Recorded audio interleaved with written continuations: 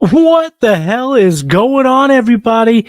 Welcome to the Monday night edition of TDR, the Draft Rankings Podcast. I'm your host today on a solo Monday. Matty Kiwoom here, filling in for Mr. Cody Carpentier. We're going to start switching up for the solo shows on Monday. This Monday is my solo opportunity, so thank you all for tapping in. Make sure if you watch this on YouTube, subscribe to the Draft Rankings YouTube channel, smash that like button, and leave a comment. You're gonna want there's probably gonna be some comments here for today's episode. We're gonna get into it. It's gonna be a doozy.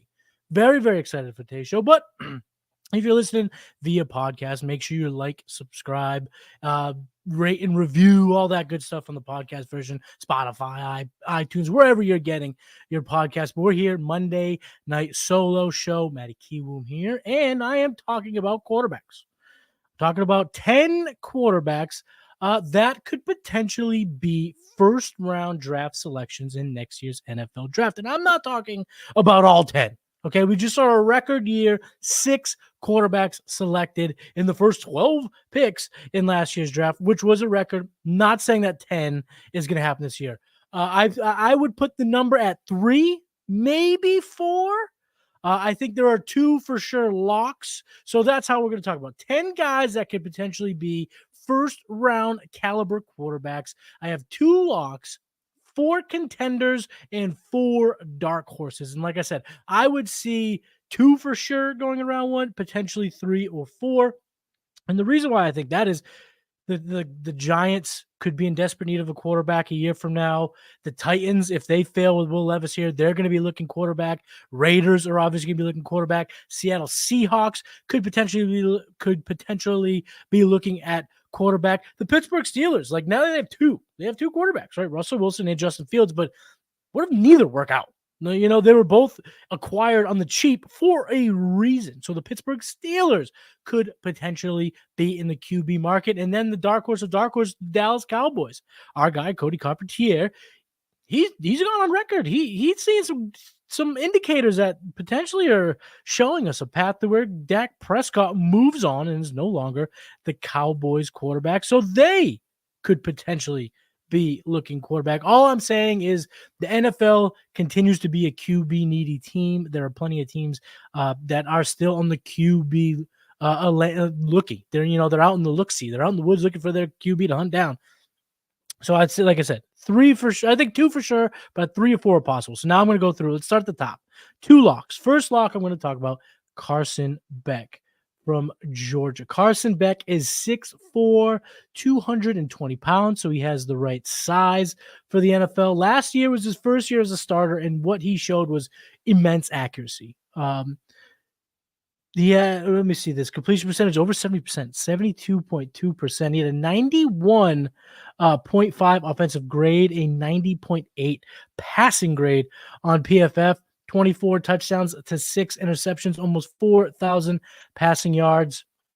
But the knock, I would say, on a guy like Carson Beck is his ability to change it, to take over the game. The guy, does he have what it takes to be a quarterback that can change the game at a drop of a hat, win a game at the NFL level that maybe his team shouldn't be in the business of winning? And that, to me, is where I have a big question mark. And that really comes down to one stat: his big time throw rate.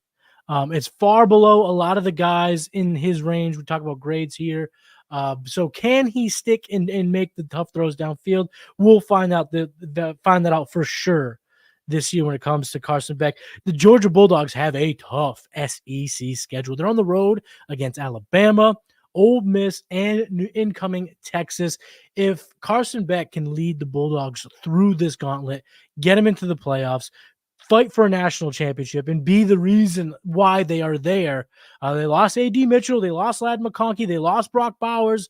So they did lose a lot of their playmakers. And if he can still shine with this new era of football on the offensive side, I think you make him a lock, and an NFL team will absolutely fall in love with him because he's got the traits. He's accurate. He's got the body. He's got a decent arm. So I think he's a lock for round 1. The other round 1 lock is Shadir Sanders, Colorado quarterback, 6'2", 215. He's got a great arm. And despite being one of the most attacked quarterbacks in all of college football, he was sacked 49 times last year. He was pressured on 194 dropbacks, some of the worst amongst college football.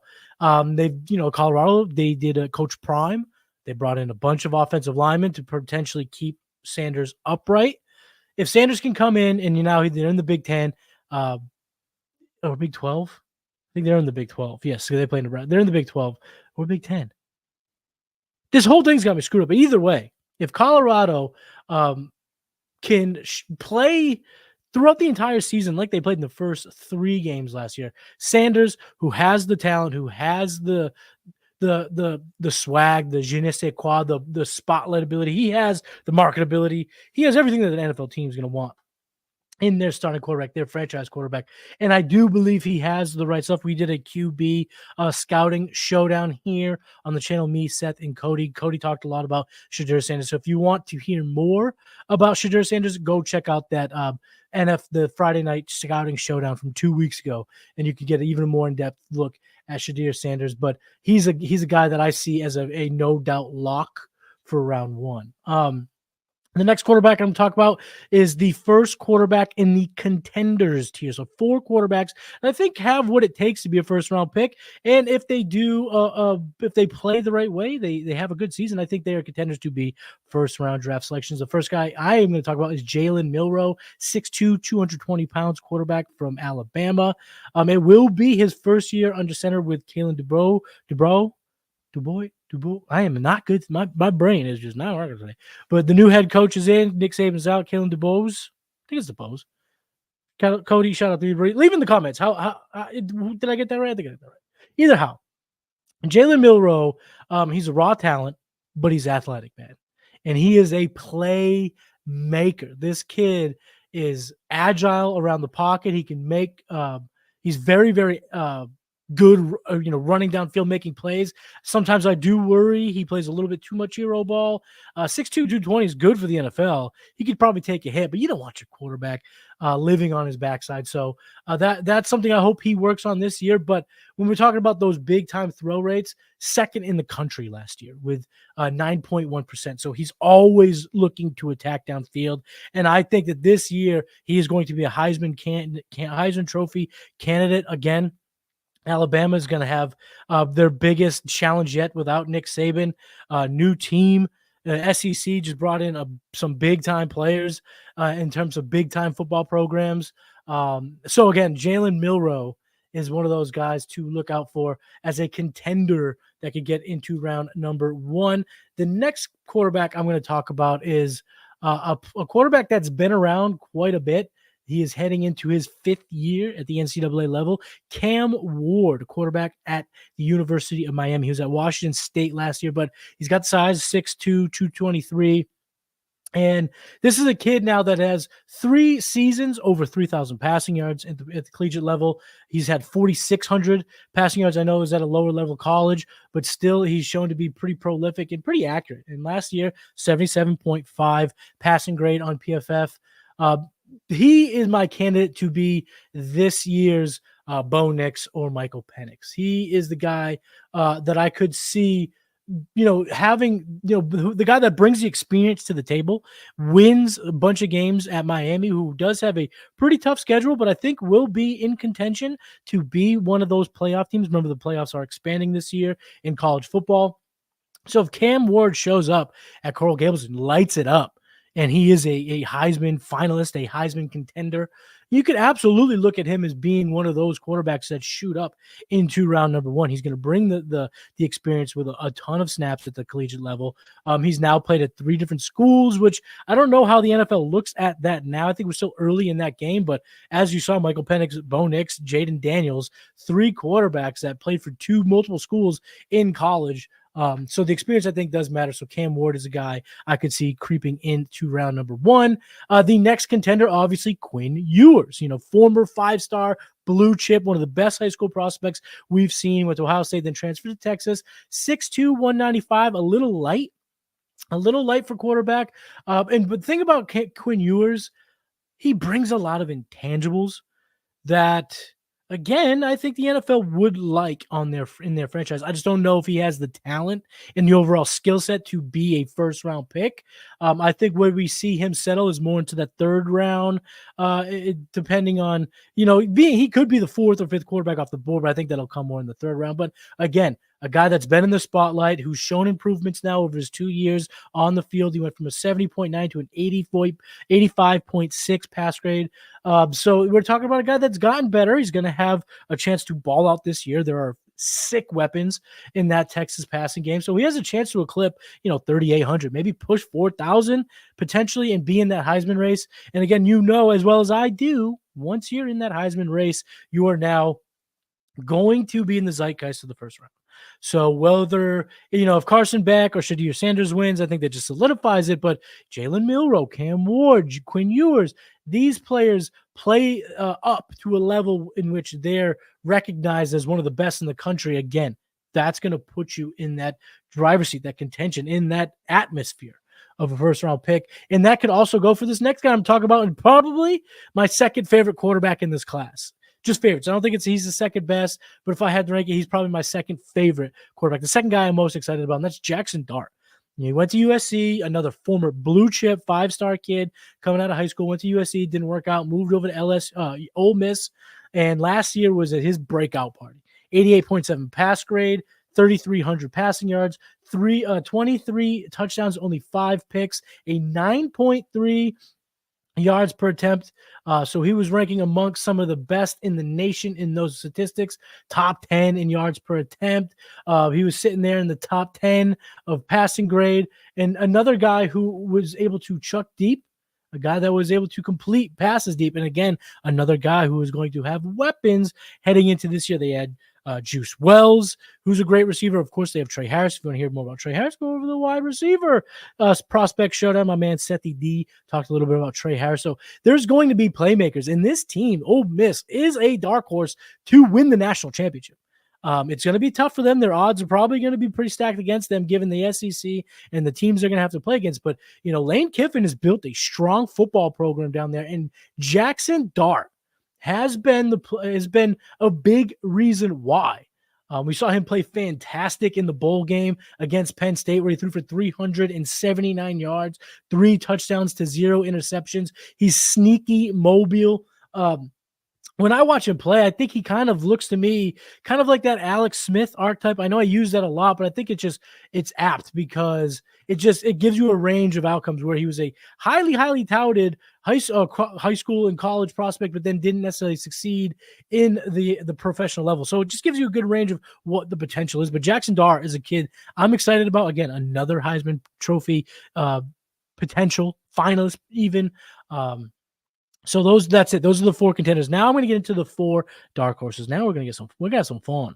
These are the guys I don't think will be first rounders, but they have some of the tools. They have some of the traits. They're in situations that could propel them into this level. So I don't see these guys I'm not going to repeat their potential Heisman dark horses. They're all in the same boat. These next 4 quarterbacks are guys that have talent. They have the traits, and they are at programs in which they can compete at a high level, get on the NFL radar, and have their draft capital rise maybe into the first round if things go crazy. Remember, this time last year, we were not predicting Jaden Daniels to be the second overall pick. We didn't think Michael Penix and Bo Nix were going to be in the top 12. We certainly didn't think J.J. McCarthy was about to be a top 10 pick.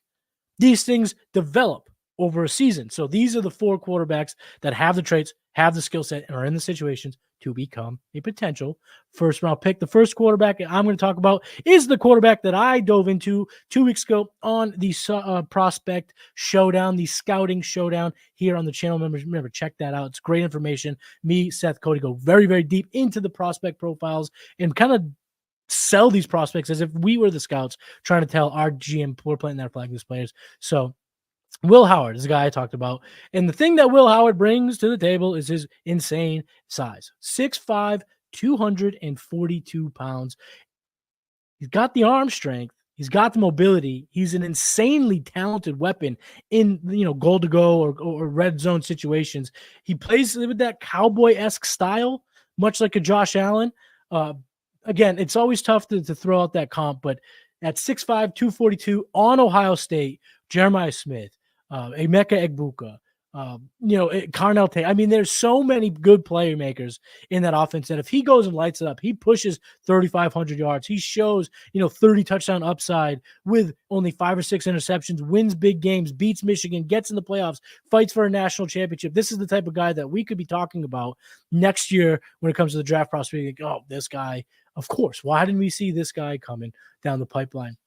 The next quarterback that I would like to talk about today is another 5-star quarterback from high school.